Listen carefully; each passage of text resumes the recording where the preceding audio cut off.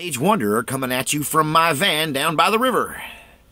So, in a video I put out today, a story time, I talked about how I became a TV cameraman working for a major corporation, a global corporation.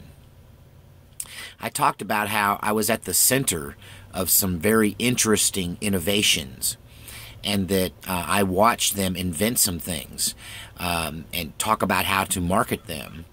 And even today, I said that on the comments section of that video that I was present when they invented the mark of the beast.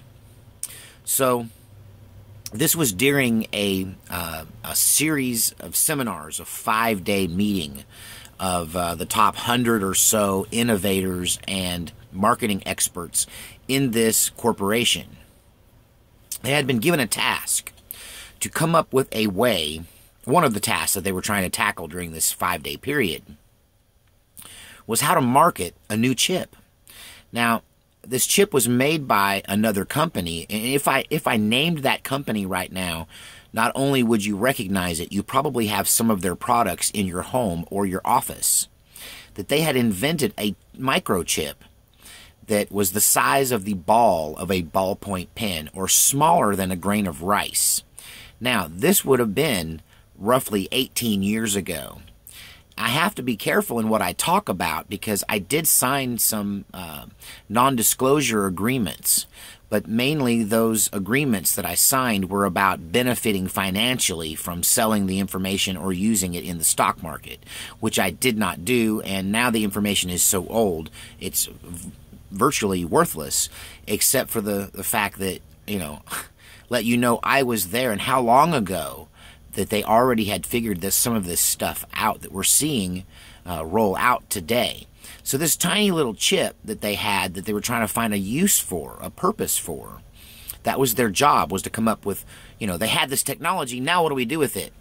But it was, at that point, the world's tiniest microchip that was also had two-way RFID ability to interact. Now, they had a chip that had been around for a while that was larger, but it only had one direction communication. So it could be read-only, but it couldn't be necessarily updated or reprogrammed. So this was the first reprogrammable RFID that, at the time, it only had about a 6-foot range. But they were working on increasing its range, to at least 100 yards. So that it could send and receive wireless signals up to 100 yards away, and it was the size of a ballpoint pen. And they invented this chip in about 1999 or early 2000. It's definitely before 9/11.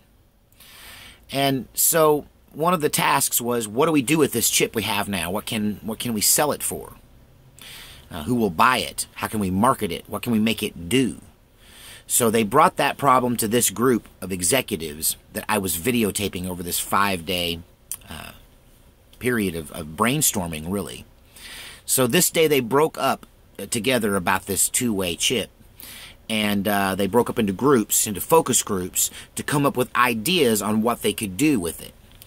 Of course, RFID chips were already kind of out there, but they hadn't had anything this small ever before, or with the range that they were going to be able to have with this device.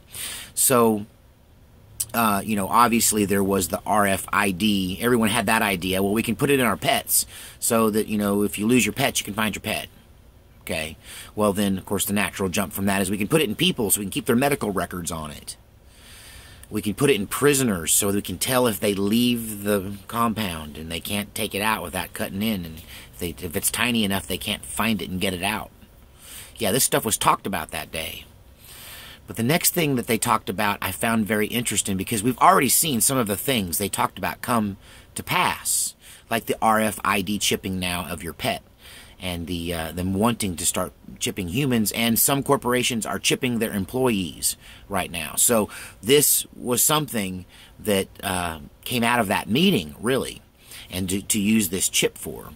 And the other thing I found really interesting was they were going to put it into products. So they would put it in the tag They got this tiny chip. They can put it in the label of a soup can now. Instead of just putting, they had some RFID chips before this time, but they were really big and they had to be on big tags and the systems were expensive. But now this could change all of that because it was small enough to slip into the label of a soup can. So that now you can make all of the products in your store RFID chipped so that people could just load up their groceries. And I think this idea really was spawned. This moment where the idea that you could load up your grocery cart and be billed without going through checkout just by picking it up and leaving, and that it would read your ID card to get in, ideally, and this is what they were speculating on, and that when you leave, it would just charge you. We're seeing that technology rolling out. So the things that they talked about doing with this chip are systematically being done. There's another thing. They said, the obvious thing that they just immediately jumped to, 2 or 3 of the focus groups all had the same idea, that they should take the chip and put it in the little metal band that goes inside of the money, of cash money. There's a little metal band inside take your $20, $50, $100 bill out. I think they may be putting bands in tens now.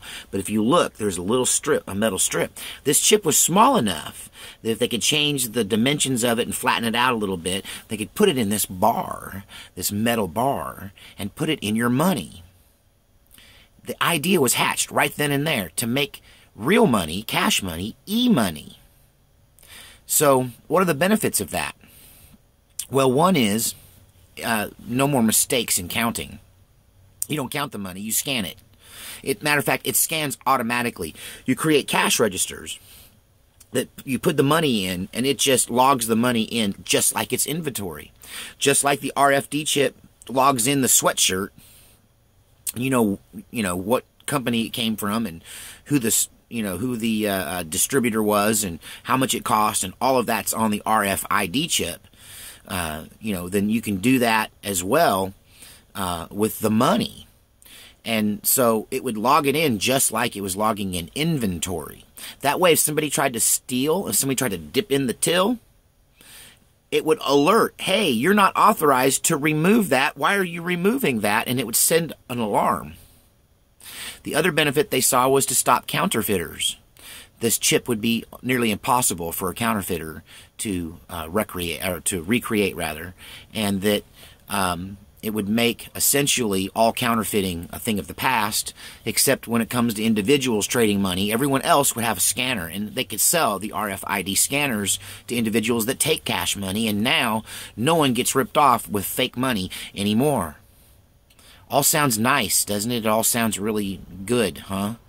Well, the fact of the matter is, there's another element there. What if you stole the money from the bank? They could just deactivate it.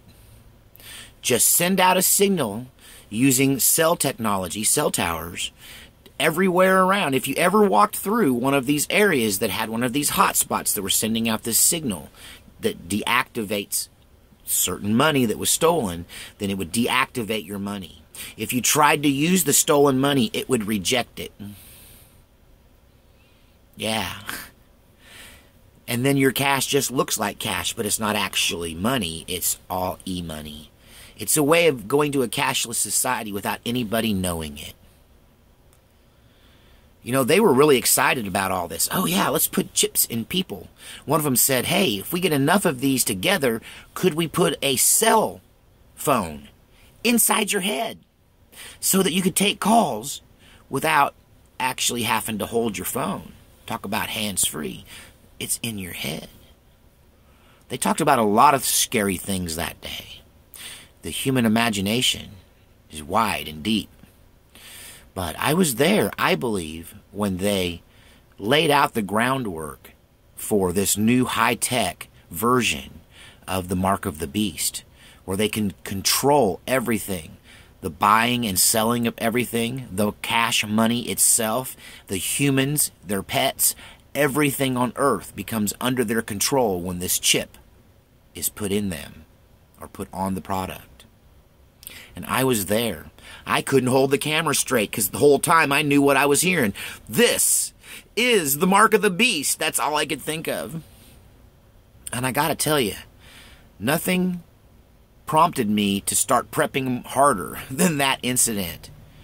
Than hearing them say, oh yeah, we'll put it in your kids, that way no one can get kidnapped. We'll put it in your dogs so you can always find your dog. Permanent identification, you can't get rid of it. It's so small you can't even find it to get it out. Yeah, let's put it in the prisoners. Let's put it in the money. Let's put it in the products themselves. Wow. What's the world coming to? Total control, I'm afraid.